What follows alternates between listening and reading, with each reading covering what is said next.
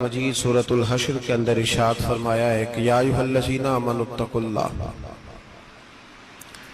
اے ایمان والو اللہ سے ڈرو، وَلْتَنْظُرْ نَفْسٌ مَا قَدَّمَتْ لِغَدٍ، ہر آدمی یہ سوچ لے کہ اس نے اپنے آگے کیا بھیجا ہوا ہے،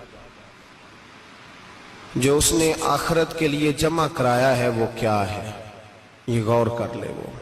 وَاتَّقُوا اللَّهَ، اور پھر ڈر جاؤ اللہ سے، ان اللہ خبیر بما تعملون، فرمایا تم جتنے مرضی پردے ڈالتے پھرو، تمہارے رب کو تمہارے تمام کاموں کی خبر ہے، اسے پتا ہے تم کیا کرتے، وہ جانتا ہے۔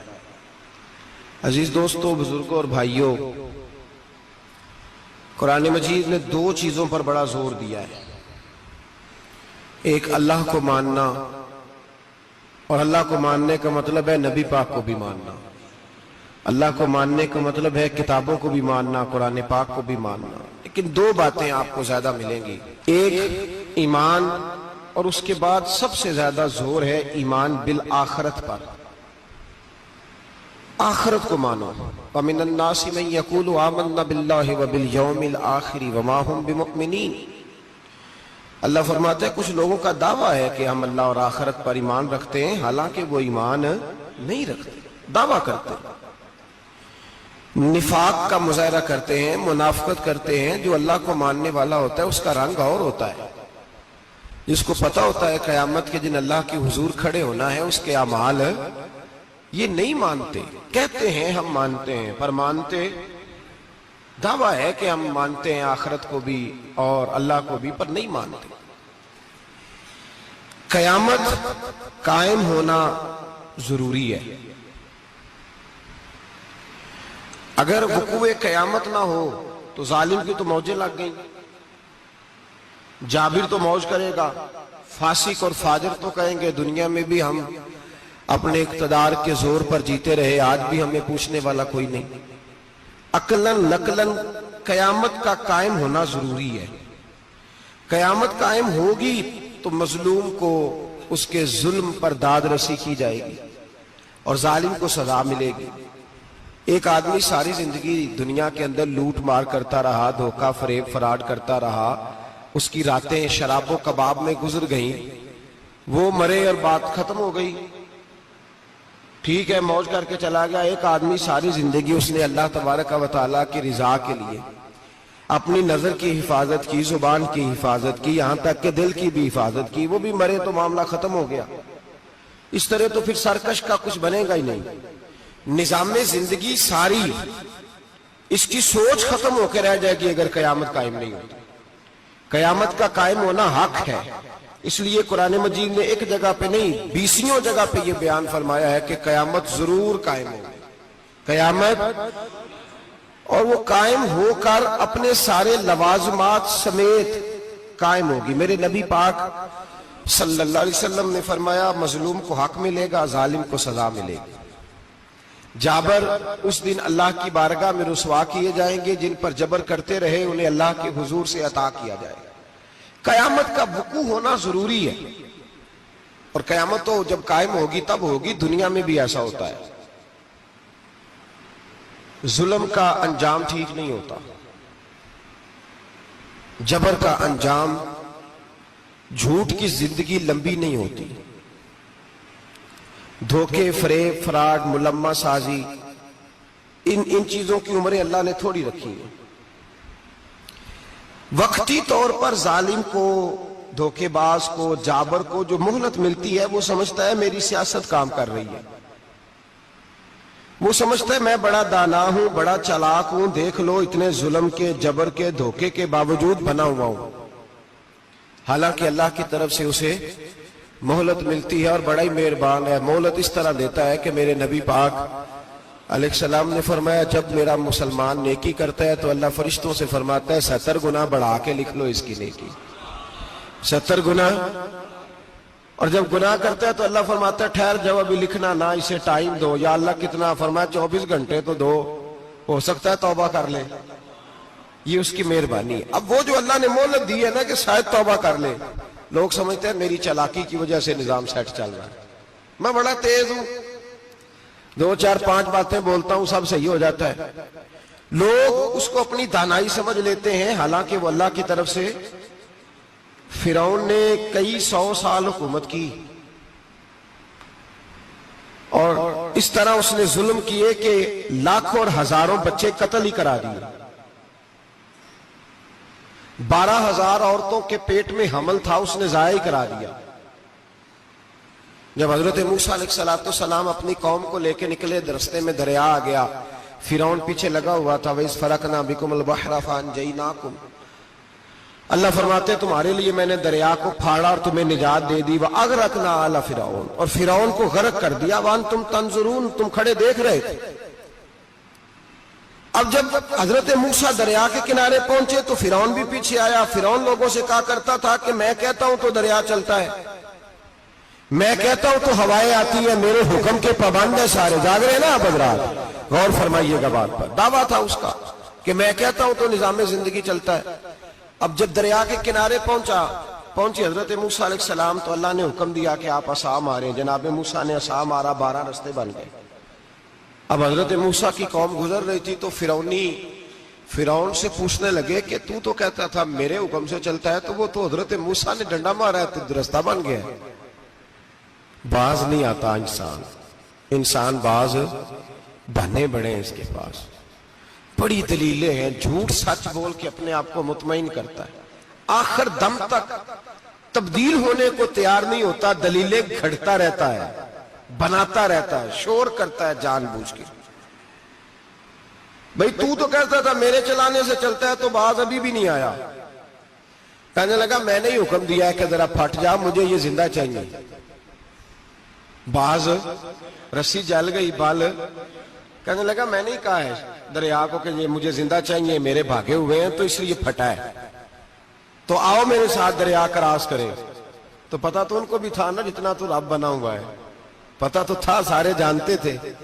کہنے لگے تو پہلے کراس کر، اگر تو بچ گیا تو ہم بھی پیچھے آتے ہیں۔ اب چاروں ناچار۔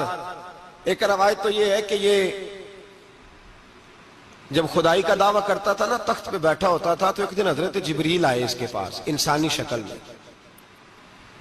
تو کہنے لگے میں بڑی دور سے آیا ہوں تو ایک مسئلہ پوچھنا تھا۔ کہا پوچھو۔ کہنے لگے ایک غلام تھا کسی بادشاہ کا، تو بادشاہ نے اسے تھوڑی دیر کے لیے ایک علاقے کی سربراہی دے دی۔ کتنی دیر کے لیے ہمیں سربراہیاں ملتی ہیں؟ کیوں جی؟ تھوڑی دیر کے لیے ملتی ہے نا، تھوڑی دیر کے لیے سربراہی دے دی ایک غلام کو۔ ذرا بات کو سمجھیے، حضرت جبریل پوچھتے ہیں، کہتے ہیں سربراہی مل گئی، اب وہ مالک ہی بن کے بیٹھ گیا ہے، وہ بات ہی نہیں سنتا، اس کو تھوڑی دیر کے لیے بنایا تھا، وہ تو خدائی کا دعویٰ کرنے لگا ہے۔ آپ بتائیں اس کا انجام کیا ہونا چاہیے؟ یہ مسئلہ پوچھنے آیا ہوں۔ تو فرعون کہنے لگا اس کا انجام یہ ہے کہ اسے پانی میں گوتے دے دے کے مار دے۔ انجام کیا ہے؟ بولیے کیا انجام ہے؟ کیا انجام ہے جی؟ پانی میں، اللہ اکبر، اپنی سزا تجویز کر رہا ہے۔ اس کی سزا کہ اسے پانی میں گوتے دے دے کے مارو ظالم کو۔ اسے تھوڑی دیر کے لیے بنایا تھا اور وہ چھائی گیا ہے، قبضہ ہی کر گیا ہے۔ حضرت جبریل کہنے لگے جی آپ لکھ کے دے دیں گے؟ کہنے لگا لاؤ لکھ دیتے ہیں۔ لکھوا لیا، جناب جبریل رکا لے کے تشریف لے گئے۔ اب جب فرعون دریا میں آیا نا تو اللہ نے حکم دیا مل جا۔ جب دریا ملا چیخنے لگا تو حضرت جبریل آئے، کہنے لگے تیرا ہی فتویٰ ہے، یہ تیری سزا ہی ہے نا، ہم بھی بڑی سزائیں تجویز کرتے ہیں، یہ جھوٹا ہے جی، اس کا تو فلانا علاج ہونا چاہیے، تو اگر تو جھوٹ بولے تو یہ فلانا بڑا جاور ہے جی، اس کے ساتھ اس طرح ہونا چاہیے، تو اگر تو یہ کام کرے تو جو سزا تو لوگوں کے لیے تجویز کر رہا ہے تو اپنے بارے میں بھی سوچ۔ اب جب گوتے آئے نا، آخری وقت دیکھا وہ فرعون جو کہتا تھا میری مرضی سے دریا چلتا ہے، علامہ ساوی نے تفسیر ساوی میں لکھا ہے تڑپ کے رونے لگا۔ جب یہ مزاج ہے، ایک دفعہ اوپر آتا ہے آدمی جب دریا میں جاتا ہے، اوپر آیا تو چیخنے او میرے حواریو خدا کا واسطہ مجھے بچاؤ۔ کہنے لگے تو کہتا تھا میری مرضی سے چلتا ہے، بے بسی ہے، تڑپتا ہے، روتا ہے، وارث شاہ مان کری نہ وارثاں دا، رب بے وارثہ کر کے ماردہ ہی تڑپ رہا ہے، چلا رہا ہے، کوئی مدد کو نہیں پہنچتا۔ اب جب آخری ہوتا آیا تو کہنے لگا آمنا میں رب موسیٰ و ہارون، میں موسیٰ کے رب کو بھی مان گیا، ہارون کے رب کو بھی۔ اللہ نے فرمایا نہیں، اب تیرا ماننا قابل قبول ہے، اس وقت ماننا تھا جب تجھے مہلت دی تھی، جب تو جوان تھا۔ بڑھاپا آتا ہے، بیماری آتی ہے، جوان آدمی بیماری کا شکار ہوتا ہے تو کہتا ہے یا اللہ ایک دفعہ صحیح کر دے، میں ساری پڑھا کروں گا، ایک دفعہ ٹھیک کر دے، میں مسجد میں رہوں گا، میں اگلے سال اعتکاف بھی کروں گا، میں ساری تراویح پڑھوں گا۔ تو اس وقت پڑھنی تھی جب تجھے مہلت دی تھی، اس وقت پڑھنا تھا جب اللہ نے تجھے آسانی دی، زندگی دی۔ اگلا وقت یہ حال ایک کا نہیں ہوا۔ نمرود کو دیکھ لیں، حضرت ابراہیم علیہ السلام کو کہتا تھا میں رب ہوں، آپ نے فرمایا رب تو وہ ہے جو زندہ کرتا اور مارتا ہے۔ ایک موت کا قیدی بلایا، کہنے لگا ہاں بھائی کتنے دن رہ گئے تھے پھانسی میں؟ کہنے لگا جی پرسوں ہونی تھی، کہا جا تجھے آزاد کیا، لو میں بھی زندگی دیتا ہوں۔ ایک بے گناہ آدمی کو پکڑ کے قتل کر دیا، کہتا میں بھی مارتا ہوں۔ حضرت ابراہیم علیہ السلام کہنے لگے تو بیوقوفوں جیسی دلیلیں دے رہا ہے، چل اس طرح کر، میرا رب سورج مشرق سے نکالتا ہے، تو اگر رب ہے تو مغرب سے نکال کے دکھا۔ اب دلیل کا جواب کوئی نہیں تھا تو کہنے لگا پکڑو اور آگ میں ڈال دو۔ اللہ کے نبی کو آگ میں ڈالنے والا، یہاں ایک مچھر بیٹھا ہے، 400 سال حکومت کی اور خدائی کا دعویٰ کیا، یہاں مچھر بیٹھا تھا، چھینک آئی تو مچھر اندر چلا گیا۔ پہلے دربار کا ادب یہ تھا کہ جو آئے سجدہ کرے، اب اس کے سر پہ کوئی چیز مارتا تھا تو اسے سکون ہوتا تھا، مچھر تھوڑی دیر کے لیے اس کا دماغ چھوڑتا تھا۔ او بھائی یہ اس دھرتی پہ اللہ نے لوگوں کو نظارے دکھائے اور ہمیں سمجھانے کے لیے دکھائے، ہمیں تفکر کی، غور کی دعوت دی کہ دیکھ لینا، اپنے عمل کو پرکھنا۔ تمہارے عمل حضرت موسیٰ کے فرما برداروں جیسے ہیں، جناب ابراہیم کے فرما برداروں جیسے ہیں، یا بن کے بیٹھ گئے ہو؟ اب دربار کا ادب یہ ہے، بے بسی کا یہ حال ہے کہ جوتے لٹکتے ہیں دربار میں، جو آتا ہے جوتا کھینچتا ہے، اور ادب یہ ہے کہ 10 جوتے نمرود کے سر پہ مارو، اور 400 سال جوتے لگتے رہے۔ روتا تھا، جو آدمی آتا تھا منتیں کرتا تھا، کہتا تھا کہیں سے کوئی دوائی مل جائے گی۔ پاگلوں جیسی زندگی گزاری، پاگلوں جیسی سخت، وہ تو حساب، وقوع قیامت تو حساب ہوگا ہی۔ یہاں لوگ پاگل ہو کے مرتے ہیں، معاذ اللہ، نفسیاتی مریض ہو کے مرتے ہیں۔ یہاں آخری وقت اتنا سخت آتا ہے کہ دنیا موت کی دعائیں مانگتی ہے۔ میرے بھائی جب انسان ظلم کرتا ہے تو بھول جاتا ہے کہ شاید مجھے پوچھے گا کوئی نہیں، جب وہ زیادتی کرتا ہے تو بھول جاتا ہے، جب وہ کسی کا حق کھاتا ہے تو وہ کہتا ہے شاید اس کا تو وارث ہی کوئی نہیں جس کو میں لوٹ رہا ہوں۔ لیکن جب اللہ کی پکڑ آتی ہے، حجاج بن یوسف ظالم تھا، اس نے اچھے کام بھی کیے تھے۔ قرآن پاک پر زیر زبر آراب حجاج بن یوسف نے لگوایا۔ محمد بن قاسم کو ہندوستان سندھ کے علاقے فتح کرنے بھی حجاج بن یوسف نے بھیجا تھا۔ ساری خوبیاں اپنی جگہ پر، ظالم بہت بڑا تھا۔ کسی آدمی نے اس کے سامنے کونے کی طرف منہ کر کے ساتھ والے سے بات کر لی تو کہنے لگا میرے خلاف کیا، اس کو لے جاؤ، 2 ٹکڑے کر کے واپس لے آؤ۔ توتی بولتا ہے نا، اقتدار، جب کسی کے ہاتھ اقتدار ہوتا ہے نا، وہ چاہے ایک گھر کا ہی کیوں نہ ہو، وہ 10 بندے فیکٹری میں کام کرتے اور جو ان کا مالک ہوتا ہے وہ کہتا میں مالک ہوں، مجھے مانو۔ جب تو صاحب اقتدار ہوتا ہے نا، جب تو سسر بن کے بیٹھتا ہے اور کسی غریب گھر کی بہو آتی ہے 2-4 تو کہتا میرا اقتدار ہونا چاہیے، جب میں کھانسنے لگوں تو ہر آدمی کے ہاتھ میں ٹشو پیپر ہونا چاہیے، جب میں بولنے لگوں تو بندھے ہوئے ہاتھوں سے ہر آدمی جی جی کرتا ہوا کھڑا ہونا چاہیے۔ جس آدمی کا، اور یہ کام بہو بھی کرتی ہے کئی دفعہ، وہ بھی کہتی ہے کہ تمہیں پتا نہیں میں کتنا لمبا توڑا جہیز لے کے آئی ہوں، جب میں سونے کے لیے اپنے بیڈ روم میں جاؤں تو خبردار بوڑھے بابے کو اجازت نہیں کہ وہ کھانسے، اماں کو چاہیے کہ اگر اس کو بڑی سخت پیاس بھی لگی ہے تو میرے سوتے سوتے باورچی خانے میں برتن نہ کھٹکھٹائے۔ جو جہاں بھی جس اسٹیج پہ بھی بیٹھتا ہے وہ کہتا ہے کوئی نہیں مجھے پوچھنے والا، میں مطلق العنان ہوں۔ جوان بوڑھوں کا مذاق اڑاتے ہیں، سمجھتے ہیں شاید کبھی بوڑھے نہیں ہونا، مذاق اڑاتے ہیں۔ تندرست لوگ بیماروں کا مذاق اڑاتے ہیں، شاید کبھی بیمار نہیں ہونا۔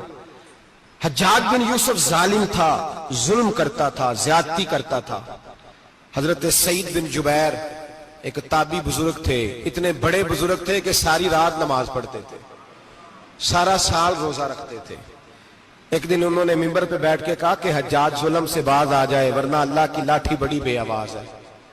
اللہ کی لاٹھی، اس کا کیا مطلب ہوتا ہے؟ اس کا مطلب ہے جب رب کی لاٹھی چلتی ہے تو اس کی آواز، جی اس کا پہلے کوئی پیغام، وہ پہلے اعلان نہیں کرتا کہ تگڑے ہو جاؤ لاٹھی چلنے لگی ہے. لاٹھی چلتی ہے پر اس کی آواز، سمجھ آ رہی ہے میری بات کی؟ جمعۃ الوداع کے لیے تشریف لانے والے احباب خاص غور فرمائیے گا.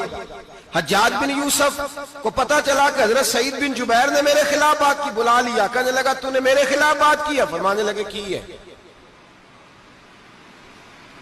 کہنے لگا تجھے پتا ہے میں قتل کر دوں گا؟ آپ فرمانے لگے نہ تو زندگی کا مالک ہے نہ موت کا مالک ہے، تو کیسے قتل کر؟ کہنے لگا تجھے پتا ہے میرا؟ فرمایا میں نے تجھے نہیں، میں نے تو کئی شداد، کئی حماد، کئی قارون، کئی فرعون، کئی نمرود دیکھے، کئیوں کی داستانیں سنی، تو کون ہے؟ تو چھوٹا سا ہے. ایک جملہ ہے ملا جلال الدین رومی کا، بڑے درویش تھے، ایک بات کہہ گئے، کہنے لگے نمرود جتنے پیسے نہیں، فرعون جتنی حکومت نہیں، قارون جتنی دولت نہیں، ورنہ فرمانے لگے میرے زمانے میں بھی کئی لوگوں کا خدا بننے کو دل کرتا ہے، کئی لوگوں کا دل کرتا ہے، لیکن نمرود جتنے پیسے، فرعون جتنی طاقت اور قارون جتنی دولت نہیں، ورنہ ہو سکتا ہے لوگ دعویٰ کر جائیں معاذ اللہ ثم معاذ اللہ. یہ آج سے کئی سو سال پہلے وہ کہہ رہے ہیں، آج تو حالات بڑے ابتر ہیں، اس کی نسبت خطرناک. فرمانے لگے حضرت سعید بن جبیر تو زندگی موت کا مالک نہیں. کہنے لگا پکڑو، قتل کرو اسے، لے جاؤ. جب پکڑ کر کھینچ کر لے جا رہے تھے نا تو حضرت سعید بن جبیر مسکرانے لگے. اب ظالم کے سامنے مسکرائے تو اس کو بڑا غصہ آیا، یہ میرا مذاق اڑاتا ہے. بلا لیا، ادھر آؤ، کیوں مسکرا رہے ہو، کیا ہوا؟ تو حضرت سعید بن جبیر کہنے لگے میں مسکرا رہا ہوں تیری بیوقوفی پر اور اپنے اللہ کی دی ہوئی ڈھیل پر. میں مسکرا رہا ہوں کہ یا اللہ کیا بات ہے، کیا تیرا شان ہے، کیسے لوگوں کو ڈھیل دی ہوئی ہے. میں مسکرا رہا ہوں تیری بیوقوفی پر کہ تو سمجھتا ہے شاید مجھے پوچھنے والا کوئی نہیں. کہنے لگا اس کو باہر نہ لے جاؤ، میرے سامنے قتل کرو. ٹھیک ہے جی، قتل کرنے لگے تو حضرت سعید بن جبیر نے منہ کعبے کی جانب کر لیا. انی وجہت وجہی للذی فطر السماوات والارض حنیفا وما انا من المشرکین. جب آپ نے یہ آیتیں پڑھی نا کہ میں نے منہ کر لیا ہے اپنے رب کی جانب، کرو مجھے قتل. کہنے لگا نہیں نہیں، اس کا منہ پھیرو، کعبے کی طرف ہو کے قتل نہ ہو. ہے ظالم پر پاگل ہو گیا ہے. حضرت سعید بن جبیر کے حوصلے نے شکست دے دی، ناکام ہو گیا، مخبوط الحواس ہو. کہنے لگا اس کا منہ پھیر دو. جب کعبے سے پھیرا تو آپ فرمانے لگے للہ المشرق والمغرب فانما تولى فثم وجه اللہ. اللہ فرماتا ہے تم مشرق اور مغرب سارا ہی اللہ کا ہے، جدھر بھی منہ کرو گے ادھر اللہ ہی اللہ ہے، جدھر بھی منہ کرو گے ادھر اللہ ہی اللہ ہے. چاروں جانب پھیر دے، جدھر منہ پھیرنا ہے تو نے پھیر دیا منہ. حضرت سعید بن جبیر کے گلے پہ خنجر رکھا تو آپ نے ہاتھ اٹھائے، کہنے لگے اے اللہ میرے بعد اسے کسی اور پر مسلط نہ کرنا، میرے بعد کسی اور پر مسلط نہ، بس میں آخری ہوں. جب آپ ذبح ہوئے تو اتنا خون نکلا کہ لوگ کہتے ہیں جتنا اونٹ کے وجود سے نکلتا ہے. تر ہو گیا سارا اس کا دربار. ایک سمجھدار آدمی کو بلا کے کہنے لگا اتنا خون میں نے پہلے کبھی، میں نے بڑے بندے قتل کرائے ہیں پر اتنا خون نہیں نکلا. تو وہ کہنے لگے لوگ مر جاتے ہیں، مرتے وقت ڈر جاتے ہیں، سہم جاتے ہیں، خون سکڑ جاتا ہے. لگتا ہے یہ شخص جب دنیا سے گیا ہے تو ڈٹ کے گیا ہے، یہ ڈٹ کے گیا ہے دنیا سے. حجاج بن یوسف رات کو سویا تو تڑپ کے اٹھا. کیا ہوا؟ گھر والے کہنے لگے کیا ہوا؟ کہنے لگے سعید بن جبیر خواب میں آئے اور کہتے ہیں اٹھ مجھے بتا تو نے مجھے کیوں قتل کیا، بتا کیوں مارا. اگلی رات پھر سویا تو وہی خواب، پھر سویا تو وہی خواب. گناہ نفسیاتی مریض بنا دیتا ہے، ظلم تجھے مخبوط الحواس کر دیتا ہے. جب تو زیادتی کرتا ہے تو اللہ فرماتے ہیں کہ تو اللہ کو بھولتا ہے، اللہ تجھے اپنا آپ بھلا دیتا ہے. پھر تو بھول جاتا ہے، پھر تو سیدھے رستے پہ چلتا ہے پر بھٹک جاتا ہے، پھر تو صحیح رستوں کا تعین کر کے بھی گمراہ ہوتا ہے. پھر تو روز وہی گاڑی چلاتا ہے، پر اب جب تو بریک لگاتا ہے تو نہیں لگتی۔ جب گناہوں کے ساتھ تو مخبوط الحواس ہوتا ہے تو روز وہ کاروبار کرتا ہے، لیکن جب تیرے گناہ تجھے گھیر لیتے ہیں پھر اسی کاروبار میں تو نقصان اٹھاتا ہے۔ حجاج بن یوسف تڑپتا ہے، روتا ہے، یہاں تک کہ بیمار ہو گیا، پیٹ میں درد ہوتی ہے، پتہ نہیں کیا ہوا، تکلیف ہوتی ہے، پتہ نہیں، سارے حکیم، طبیب، ڈاکٹر، کوئی نہ سمجھ سکا کہ بیماری کیا ہے۔ جو بیماریاں خدائی ہوتی ہیں ان کا لوگوں کو پتا، جو آزمائشیں رب کی جانب سے ہوتی ہیں وہ ڈاکٹروں کے ہتھے نہیں چڑھتی، جو تکلیفیں اللہ دیتا ہے ان کا حکیم طبیب علاج نہیں کر پاتے، مشکل، اور شفا اسی وقت ہوتی ہے جب اللہ دینا چاہے، اور جب رب ہی دینا نہ چاہے تو بڑے بڑے ڈاکٹر کہتے ہیں کہ ہمارے بس کی بات نہیں رہی۔ بغداد سے حکیم آئے، پیٹ دیکھا، کہنے لگے نہ تیرے معدے میں کوئی دقت ہے، نہ تیرے جگر میں، نہ کسی اور جگہ، ماجرا کیا ہے؟ ایک آخری علاج ہے، آخری، وہ کیا؟ گوشت کا چھوٹا سا ٹکڑا دھاگے کے ساتھ باندھ کے منہ میں ڈالا، اور پھر ایک باریک سا تنکا لے کے اس کو اندر ڈالنے لگے گلے میں۔ وہ گوشت کا ٹکڑا جب حلق کے اندر اتر گیا، اس حکیم نے واپس کھینچا تو کیسے ایسی بدبو آئی جیسی کبھی سونگی نہ تھی۔ جانور، کیڑے مکوڑے لگے ہوئے باہر نکلے، اور جب دیکھا تو جتنے محل میں لوگ بیٹھے تھے چلاتے ہوئے نکل گئے کہ یہ کیا مصیبتیں ہیں۔ حکیم بھی اٹھ کے دوڑنے لگا، کہا تجھے کیا ہوا؟ کہنے لگے حجاج تیری بیماری زمینی نہیں، تیری مصیبت زمینی نہیں۔ کہا میری مرض تک تم کیوں نہیں پہنچ پا رہے؟ تو کہنے لگے لگتا ہے تو بد دعا کا مریض ہے، لگتا ہے تو ظلم کا مریض ہے، تو جبر کا مریض ہے۔ تڑپتا رہا، سسکتا رہا۔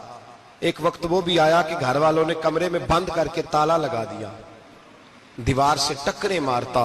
او بھائی، جو گناہوں کے بیمار ہوتے ہیں انہیں شفا نہیں ہوتی، جو ظلم، جبر، بربریت کے بیمار ہوتے ہیں انہیں سکون قلبی میسر نہیں آتا۔ دوائیاں ان بیماریوں کی بنی ہوئی ہیں جو بیماریاں زمینی ہیں، جو بیماریاں خوراک کی بد پرہیزی سے ہوتی ہیں، جو گناہوں کی بد پرہیزی سے ہوتی ہیں، ان کی بیماریاں، ان کی شفا توبہ ہے، ان کی شفا رجوع اللہ ہے، ان کی توبہ، اللہ سے معافی مانگنے سے شفا ہوتی ہے۔ حجاج جب مرنے لگا تو بلایا، یہ رنگ بھی ذرا ملاحظہ کیجئے گا، دو چار قریبیوں کو بلایا، پتہ ہوتا ہے نا اپنے کرتوتوں کا آدمی کو، پتہ سارا ہے سردار نوکیتیاں دا، پتہ ہوتا ہے سارا۔ بلا کے کہنے لگا جب میں مر جاؤں تو مجھے رات کو دفن کرنا ہو۔ کیوں بھئی، عورت ہے؟ کہنے لگا نہیں، رات کو دفنانا۔ ٹھیک ہے، رات کو دفنا دیں گے۔ پھر کہنے لگا جب صبح ہو جائے تو صبح ہونے سے پہلے پہلے میری قبر زمین کے برابر کر دینا، نشان مٹا دینا۔ کہا وجہ؟ تو کلمہ پڑھتا ہے، حضور کا حکم ہے کہ قبر کم از کم ایک بالش، ایک گٹ اونچی ہونی چاہیے زمین سے، کم از کم، تو تیری قبر مٹا دے، وجہ؟ پتہ ہوتا ہے اپنے ظلموں کا۔ کہنے لگا مجھے پتہ ہے لوگ میرے مرنے کے بعد میری قبر بھی نہیں چھوڑیں گے، دنیا میں تو میرے جبر کی وجہ سے کوئی آ نہ سکا، لیکن میری قبر بھی لوگ جنازوں میں باتیں شروع کر دیتے، جنازوں میں۔ میں نے ایسی بھی داستانیں سنی ہیں کہ کوئی مرا تو لوگ جوتوں کا ہار قبر پہ ڈال آئے۔ نہیں بھائی، تو جب زندہ تھا تو تیرے جبر ظلم کی وجہ سے نہیں کو بول سکا۔ ایک تو ہے قیامت میں حساب ہوگا، یہاں دنیا میں حساب ہونے لگتا ہے۔ اتنی لمبی زبانیں لوگوں کی لٹک کر مرتے وقت باہر نکل آتی ہیں۔ دعا کریں، جمعہ ہے، اللہ تعالیٰ ایمان کی موت عطا فرمائے، دعا فرمائے رب تعالیٰ، اللہ تبارک و تعالیٰ توبہ کر کے جانے کی توفیق عطا فرمائے، جاگے جاگے اور سنے اور دعا کرے، اے اللہ تو ہمیں ظلم سے ویسے ہی محفوظ فرما، اگر ہم زیادتی کرنے لگے تو اے اللہ ہمیں اس سے منع فرما، ہمیں اس سے تو یہ توفیق دے کہ ہم باز آ جائیں اس گناہ سے۔ میرے بھائی، ایک تو دنیا میں سزا ہے، پھر قیامت کی سزا ہے، اور وہ زیادہ سخت ہے، وہ زیادہ سخت ہے۔ ہم لوگوں نے نا ہیلے بہانے بڑے بنائے ہوئے ہیں۔ بینک کے ساتھ کاروبار کرنے والا کہتا ہے نہیں نہیں، مجبوراً لیا ہے، مجبوراً مر رہا تھا تو، آخری لبوں پہ تھا تو جائز ہے، جائز ہے۔ اس وقت جب تجھے کھانے کو لقمہ نہ لگے تو حرام کھانا بھی جائز ہے، کیا دقت تھی؟